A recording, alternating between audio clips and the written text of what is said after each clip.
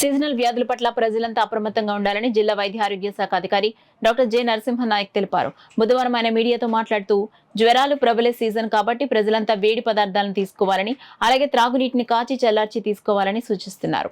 దగ్గు, జ్వరం ఉంటే సమీపంలోని వైద్యులను సంప్రదించి తగు వైద్యాన్ని పొందాలని ఆయన సూచించారు. దగ్గరలో ఉన్న హాస్పిటల్కి వచ్చి ఖచ్చితంగా వైద్యం చేయించుకోవాలి. 1-2 అయినాయి కదా అని కూడా ఇంటి దగ్గర ఎవరు ఉండొద్దు. అలానే మనకి కాచి వడబోసిన నీళ్ళు అనేది తాగడం అనేది మంచిది. ఇప్పుడు ఈ పరిస్థితుల్లో మనకి ఈ తొలకరి వర్షానికి మనకి వాటర్ అది కొత్తగా వస్తుంది కాబట్టి ఆ వాటర్ అనేది మనం ఖచ్చితంగా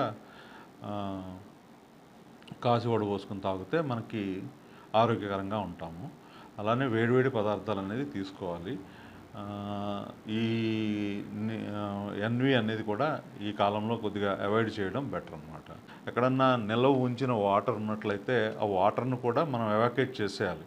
ఎప్పటికప్పుడు ఫ్రెష్గా పట్టుకొని వాటర్ నిల్వ ఉన్న వాటర్ వాడటం కూడా అంత మంచిది కాదు. నిల్వ ఉన్న వాటర్ అనేది కూడా మనం ఎవాక్యుయేట్ చేస్తూ ఉన్నాము.